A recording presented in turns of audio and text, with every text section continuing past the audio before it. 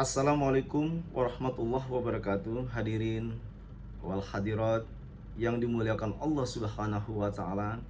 Jangan lupa mari kita berzikir, beristighfar kepada Allah Subhanahu wa taala, karena sebaik-baiknya manusia yang selalu mulia di hadapan Allah Subhanahu wa taala orang-orang yang selalu berzikir kepada Allah Subhanahu wa taala, dan orang-orang yang selalu beristighfar, memohon ampunan kepada Allah, seperti yang sering kita lantunkan di saat kita berzikir kepada Allah. Astaghfirullahalazim, astaghfirullahalazim, astaghfirullahalazim. Ya Allah, saya memohon ampunan kepada Allah Subhanahu wa taala, Allah yang Maha Agung. Nah, ini sangat mulia sekali zikir ini apabila kita selalu ucapkan, kita basahi lisan kita, yaitu dengan kalimat-kalimat zikir memohon ampunan kepada Allah Subhanahu wa taala. Hadirin yang berbahagia yang sangat saya sayangi, dari Sabang sampai Merauke, saudara-saudaraku, berjumpa kembali dengan saya Asas Prof. Dr. Yulian Azhari, SOC SAMH. Saya mengajak kepada semua jemaah untuk selalu mengantisipasi, kita memperhatikan lingkungan di sekitar kita agar kita tidak terjerumus kepada perbuatan-perbuatan yang dilakukan oleh Allah Subhanahu wa taala, seperti minuman keras, narkoba dan seterusnya, judi online dan seterusnya. Seperti yaitu yang dilakukan oleh saudara kita yang satu ini, yaitu Ammar Zoni. Betapa perbuatan yaitu narkoba ini sangat dilaknat oleh Allah Subhanahu wa taala, yang telah dijelaskan di dalam Al-Qur'an. Bismillahirrahmanirrahim. Ya ayyuhalladzina amanu innamal khamru wal maisir wal ansabu wal azlamu rijsum min amali syaitan fajtanibu la'allakum tuflihun. Hai orang-orang yang beriman, jauhilah diri kamu dari minuman keras, dari judi, mengundi anak panah, karena perbuatan-perbuatan ini adalah perbuatan-perbuatan syaitan. Maka kembalilah kamu kepada Allah agar kamu mendapat keberuntungan. Sudah jelas perintahnya di Al-Quran. Allah melarang kita untuk melakukan minuman keras, narkoba, judi online dan seterusnya. Nah, harus kita jauhi. Nah, ini bukan dijauhi, malah dilakukan lagi oleh rekan kita Ammar Zoni. Jadi marilah kita introspeksi, apakah perbuatan ini dibenarkan Allah atau seperti apa yang seharusnya telah mengalami, yaitu sekali melakukan, dua kali melakukan, ini terulang kembali ya. Jadi ini sangat luar biasa ya, nauzubillah min zalik. Memang narkoba, judi online itu bisa, yaitu bahkan keluarga pun juga dikorbankan, digadaikan.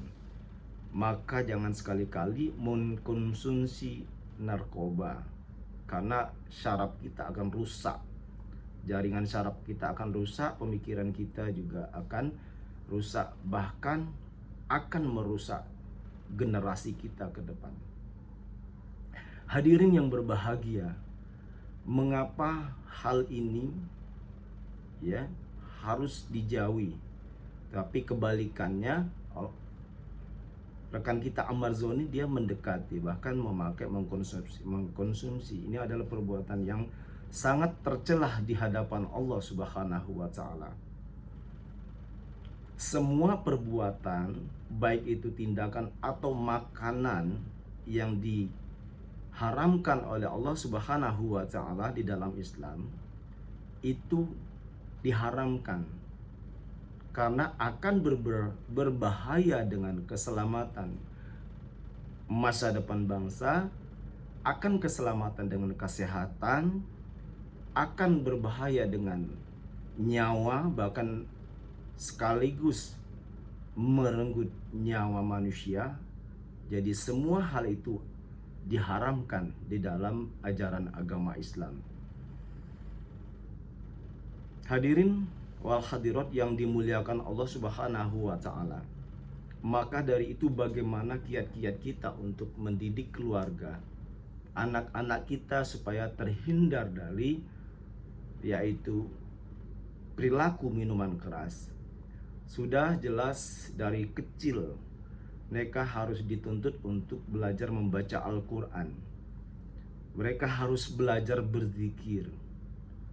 Mereka harus dilatih bagaimana menghormati orang tua dan menanamkan rasa kasih sayang.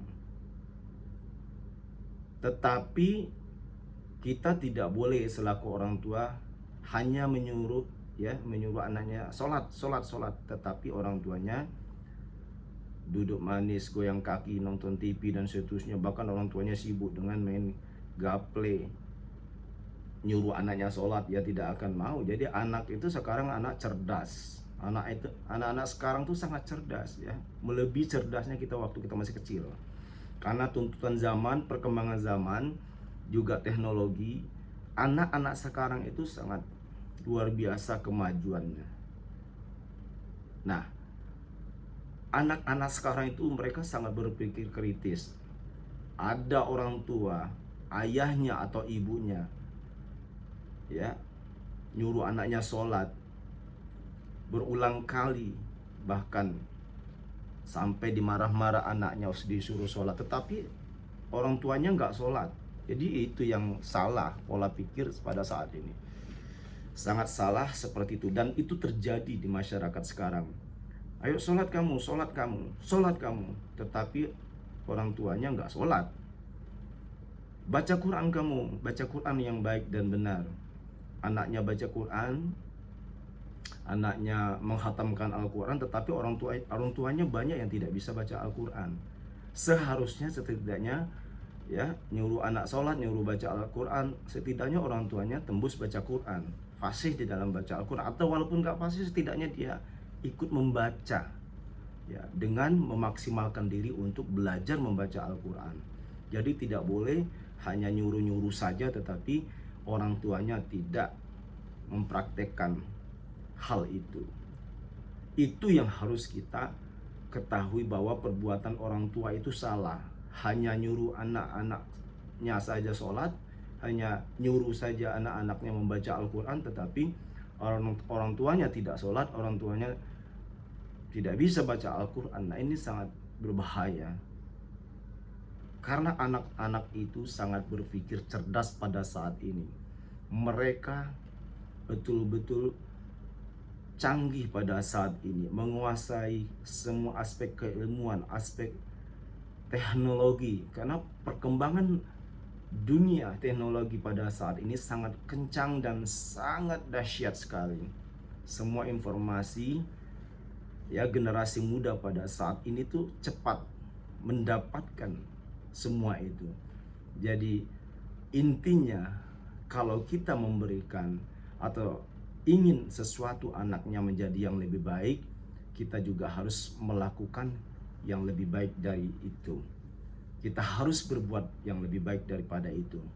Nah, inilah kiat-kiat kita untuk memaksimalkan diri supaya anak-anak kita, generasi muda ke depan, terhindar dari narkoba, minuman keras dan seterusnya. Juga dijaga pergaulannya supaya mereka menjauhi yaitu lingkungan-lingkungan yang melakukan judi online, minuman keras dan seterusnya. Begitu juga memang harus dibangun komunikasi yang baik terhadap anak-anak kita. Kita tidak boleh memutus komunikasi kepada anak-anak kita, bahkan keluarga dan anak-anak kita itu harus diajak komunikasi, apalagi dia masih kecil. Dia belajar untuk mengungkapkan, sehingga setelah dewasa anak-anak kita itu dapat menjadi seorang yang cerdas, berpikir inovatif, dan terhindar dari perbuatan-perbuatan negatif, dan selalu berusaha untuk melakukan hal-hal yang positif. Barakallah, semoga pencerahan silaturahmi kita pada hari ini dapat bermanfaat buat kita semua. Jangan lupa subscribe yang banyak, bantu like, komen yang membangun, dan bantu share channel Dr. Julian Azhari, channel kita bersama. Wallahul muwaffiq ila aqwamit thoriq. Wassalamualaikum warahmatullahi wabarakatuh.